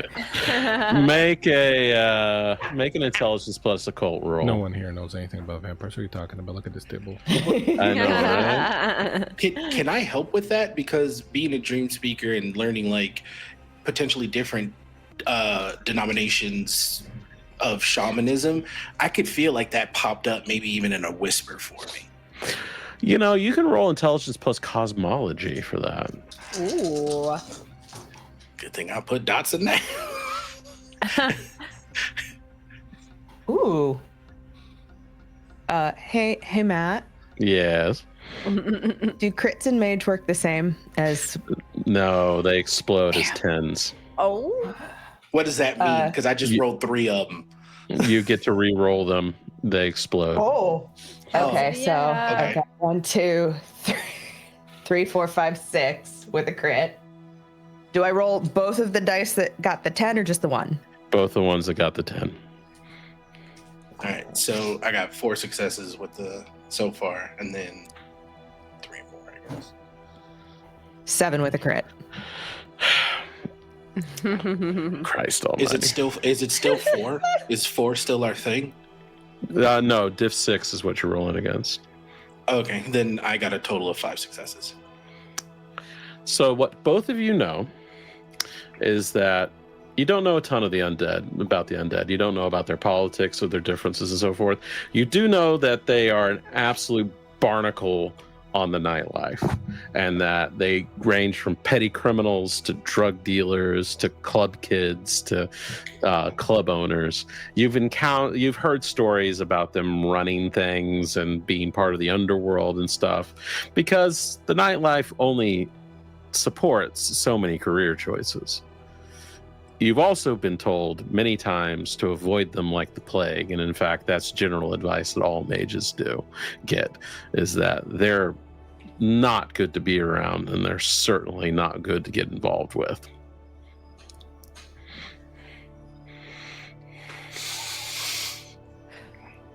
Interesting. So,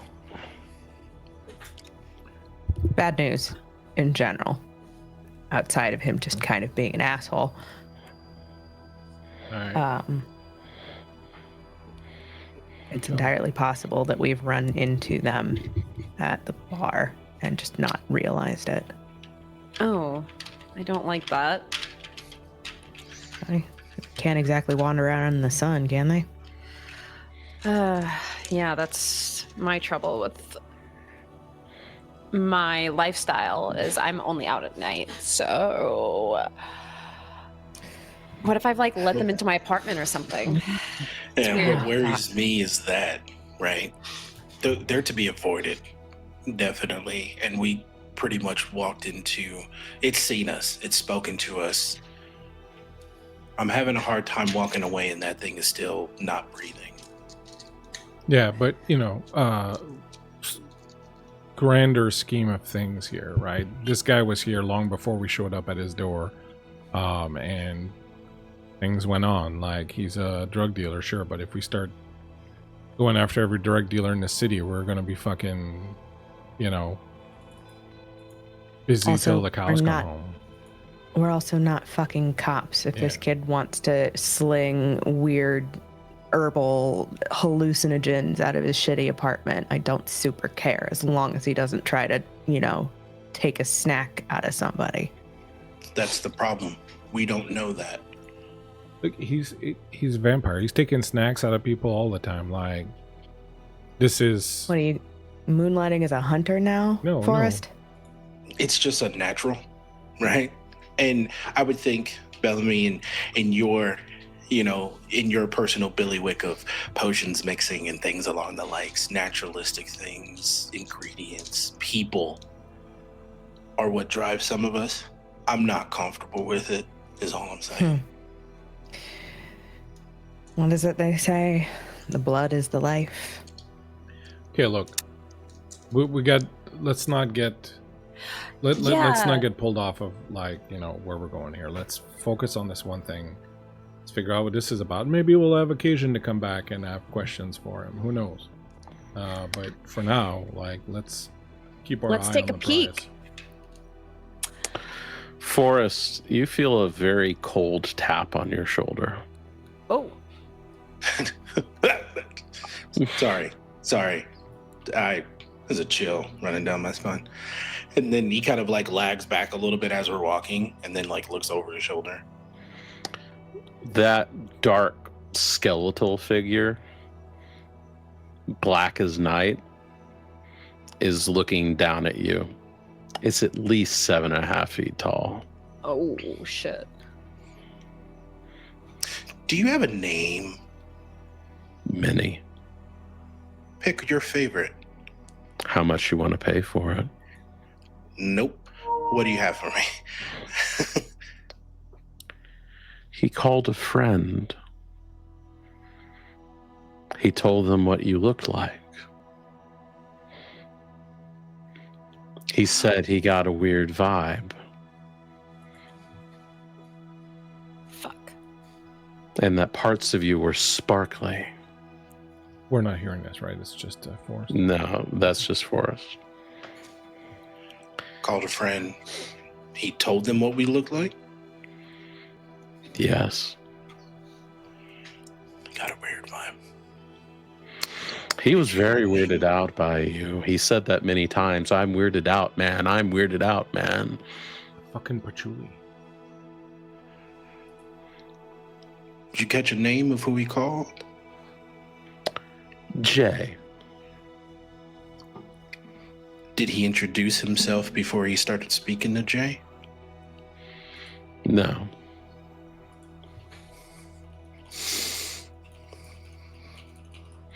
Anything else I should know?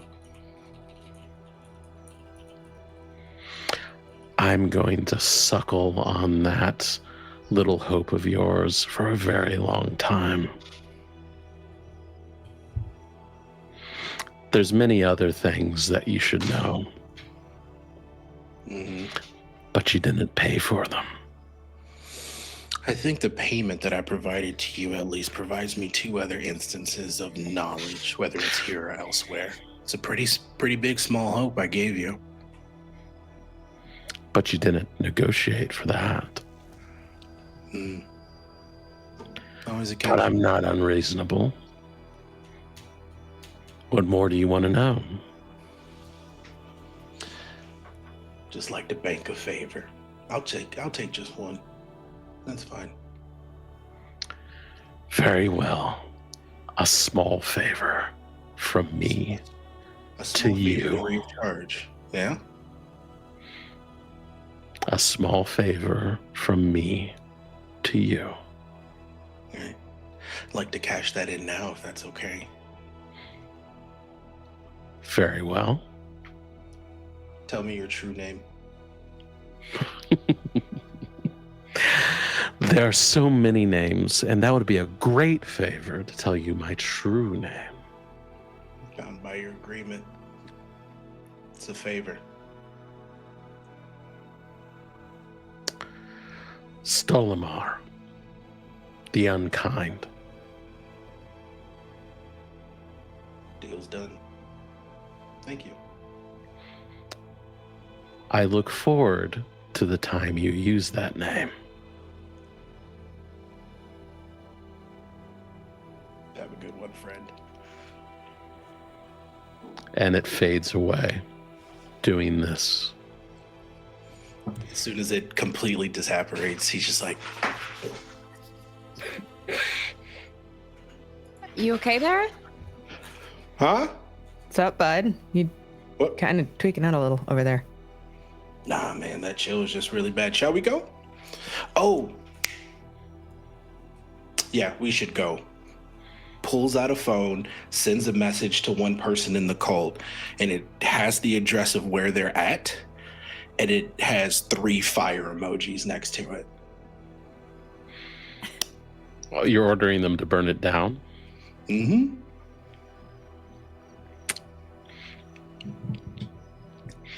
We'll see what that leads to. Yeah. Where are y'all heading as you walk down the sidewalk? Back to the matters at hand. So we doing this like right now? Do we want to go back to the club? Do you guys got like a Storyteller. private back room? I have Yeah. a sanctum. Ooh. Describe your sanctum. I mean, it's simple. It is my domicile. It's a nice little brownstone. one of those cute little wrought iron gates at the front. The front door opens. There are witch bells that dangle from the doorknob and chime as they bounce against the old carved oak. And inside is lots of dark wood, lots of plants, lots of soft muted colors. And I will lead the little cabal to the little library that I've got in the back of the house. Where is the obnoxiously large cat tree for Bailiff? Oh, it's right next to the fireplace. Fantastic. Going through to the back, you guys know where it is. I will go and make sure that Belith has his little dish of sardines in spring water, of course. I don't put out a dish of water because he only drinks out of a fountain. Man, being a bartender pays the bills. Jeez. What can I say? I'm good enough to get good tips. When we walk in, is there anywhere there are books? Lots of them. A beeline. Do you have a work table with like herbs and apothecary stuff? Mm-hmm. It's more ceremonial than anything else. Verbena is about the old gods and old magic. So it is the spread of the motif of the triple goddess is all over the place. It'd be disrespectful to do anything on it, so I'd leave it alone. Iris, I found the Desaad books. They're over in this. The what books? Never mind. Okay, well, I'm here for one thing and one thing only. And finally, she places these little vials on a little table and just lays them out individually. 1, 2, 3. 1, 2, 3. Okay, where is that little blue injectable we had? Who's got it? Was that you, Forrest? Yeah, let's slow our roll, Jim Shoe. If we could pump the brakes before we just sort of dive into the debauchery. Right. Yeah, let's establish a few rules. I'm just doing road. a little haul of our goodies. Relax. Yeah. Okay. What's Iris specifically? What's your plan of attack here? First, I want to compare and contrast. You know, I have something that if I try this, I might be able to share my senses with all of you if you were interested. We can all. It might. 3 go in, 1 stay out. It might I help will us stay out. see more. I want to stay out. I guess I'm Fine. going in. He does seem the most responsible, the chaperone. Then and Bellamy will point to Iris and Forrest. Then you two can It's fine. Vulcan mind meld. We will stay out here. And maybe it's good that you do, Forrest, because we need to like do a little comparing and contrasting here. We have to do some experiments. We're trying to figure this shit out and see if it'll lead us to anything more. Okay, and how exactly would you like to do this? Because I'm going to be honest with you, I'm not comfortable injecting anything. I'll do it. There might be another way that we could do this. Maybe we at least try the sparkle or stardust. Oh, you know what? I'm open to other options. That is my thought. I have a way to reach out and share, but maybe we can look at other options. What's our goal here? We're trying to see what Felix saw. There was some sort of like message that was being sent. We need to reenact that. We need to find that message. Okay.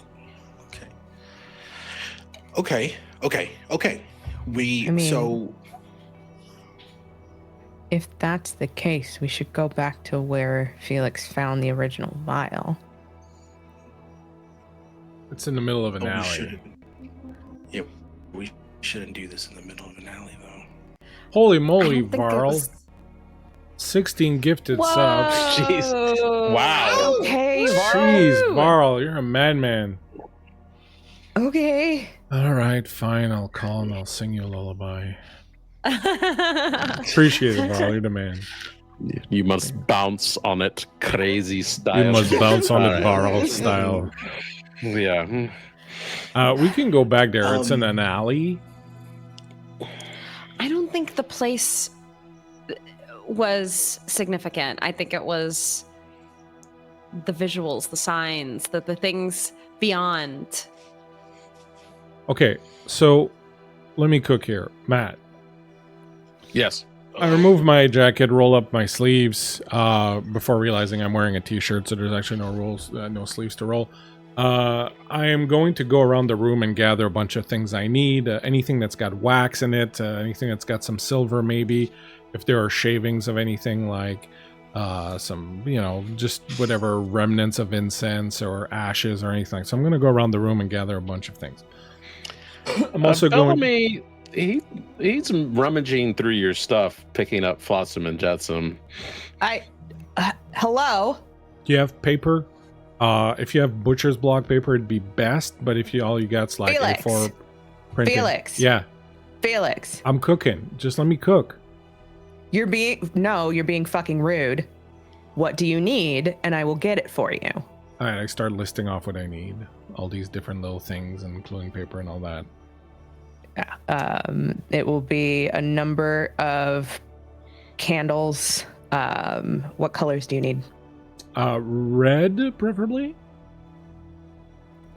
There's an assortment of red tea candles and a couple of tapers. The butcher paper.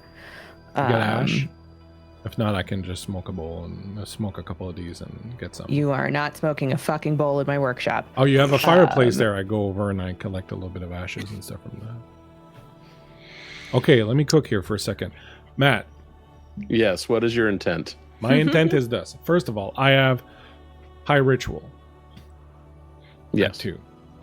I also have mind and correspondence at 1, which I'm kind of hoping to be able to rope into this. This is what I want to do. I want to reproduce to a certain degree the alley and what I saw. I want to use the wax and the ash and all that to kind of redo the drawing of the place on the paper. I want to use some of these bits of detritus and whatnot and place them in a way that would sort of correspond ritualistically to points of power and kind of try to reconstruct the area that I was in. Not in the sense of, well, it's going to be a facsimile of that place or whatever message that place we're going to have, but just kind of as a way to help the ones going in kind of, focus and, just to kind of ritualize the whole thing and hopefully kind of help them out and into diving into this deeper or getting a deeper understanding or making some connections, some correspondences, things of that nature. So I kind of want to cook all of this together and, try to help them as they get ready to go on this fantastic voyage. So you facsimile up a rough approximation of the drawing of all these things, and you try to draw similarity between the two. Yeah. Roll Arete difficulty 4. Okay, I am going to throw down with a advantage. Can I use some of my quintessence? You can lower the difficulty by 1 for every quintessence you spend. Okay, I will do that. I will lower the quintessence by 1. The quintessence. I will lower my quintessence by 1 and lower the difficulty by 1. My arete plus 2 more dice. Okay. Yes. Targets of 3 now, right? Yes. And while I'm doing this, so you never really see him being like really, but he's like super hyper focused, like nothing else kind of comes in. He's totally into it. Everything he does becomes because of this high ritual thing that he's got, everything becomes very ritualistic. The way he moves, the way he places things, everything seems to have meaning and connections to other things. And at first it seems like a bunch of different things kind of all disparate and whatnot, but then it all starts to make sense. It's all kind of coming together, and he's like laser beam focused. And when it's done, he just kind of stops and lights a cigarette and stares at the ground at everything he's done. 5 successes. I think it'll be all right. All right. Bellamy, how do you react to him lighting up a cigarette? I will walk over, pluck the cigarette, and tamp it out in the incense bowl. I apologize. What did I just say? I apologize. Sorry, I was in the zone. I'm sorry. I apologize. I'll get you some fucking Airwick or something. I apologize. At least go out to the porch or the stoop. Come on, man. I will. And as he gets back deep into thought, looking at his work, he absentmindedly pulls another cigarette from his pack. I'm not gonna lie. I'm just puts it behind his ear. All right, this should help set the mood. I mean, if I had a lava lamp, Iris, maybe, but I don't. I'm sorry. Iris, what are you going to do now that he's established this zone which corresponds to the alleyway and is connected to it? Okay, so my plan was to... I think I was going to start with this, because we have 2 doses of it, the Stardust, and just see what it does. And then share that with Forrest and see if he has any similarities to the blue vial. Well, the 2 look almost exactly the same. Both are the same type of vial. Both are a blue liquid. It's just the full Stardust has little sparkles in it, like little bits floating in it. Interesting. Okay. Okay, so can we actually confirm that these are the same? If we do have to do a little more digging, I do want to make sure that this is the same thing that Forrest... Well, there's one way to confirm it. Oh, God. All right. We're going in. Also, here's another thing, too. 2 vials, 3 doses of vial. Yes? Yes. I'm not afraid.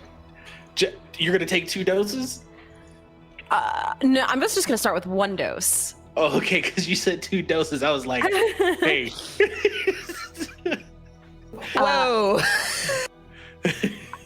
I would like to go in, and if whatever happens, if Forrest allows me to, I would like to reach out with Mind and share my experience.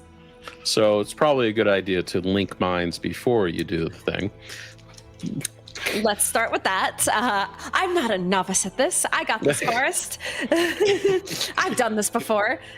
Oh yeah, you've shared a high before. You definitely. This is a Burning Man trick. He's looking at you. He's like, okay. Yes. Okay. So just give me your hands. Let's just hold hands for a second. Okay. Now just hold on for a minute. And I will reach out with my mind. All right, this will be a difficulty 5 roll.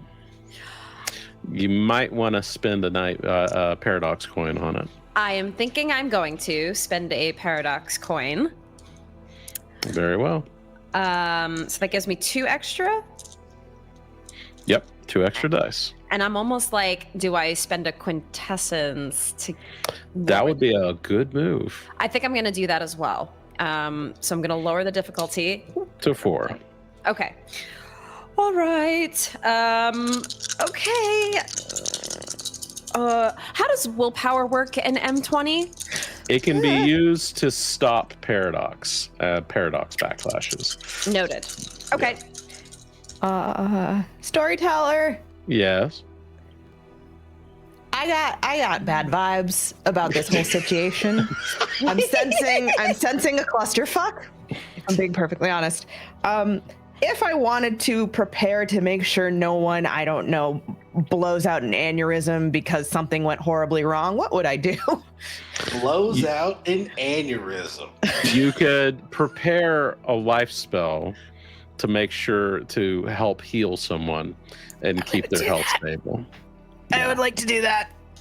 That also would be a difficulty 5 roll on your Arete.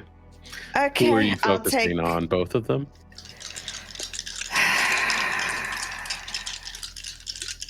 Yeah. Difficulty 6 then. Okay, I'm gonna use a paradox coin, and I will use a quintessence as well.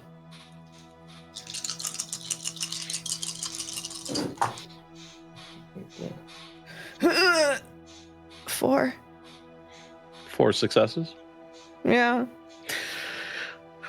Well, Forest, Iris, you suddenly, after what does this look like for Bellamy to suddenly like rapidly try to do a life spell, grabbing various herbs and stuff? Yeah, it's grabbing a couple of different herbs that are known for calming and healing. So chamomile, juniper, some blessed water. And it's like, she should know better. She should know better to throw something together this quickly. Yes. But she does it anyway. Well, you burn all that. And Forrest, Iris, you feel like $1 million. You feel invigorated. Meanwhile, your minds join. Mm-hmm. And the sensations of one become the sensations of the other. And Forrest, you see through Iris's eyes and feel the sensation of touching your own hands, which is weird. You are prepared. Does Iris's eyes change at all when that happens? They just like, her eyes are like a deep green, but they almost look like emeralds at this point. They are just like an emerald green.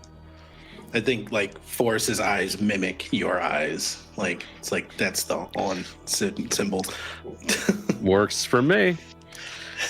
Are you going to then inject yourself with the stardust? I just looked to Forrest. Are you ready? Nope, but let's go. And I do it. You inject with the drug. The colors of this place blossom.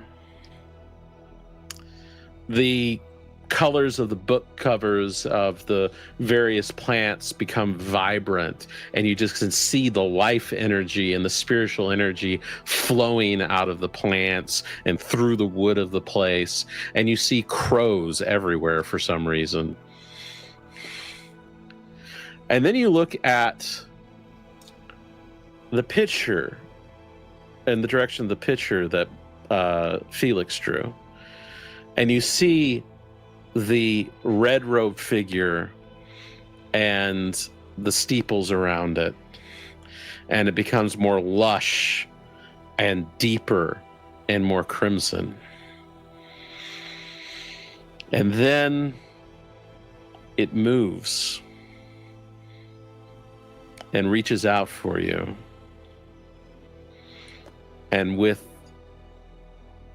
a voice, if not the devil's, a good imitation of it, it says, "Guilty."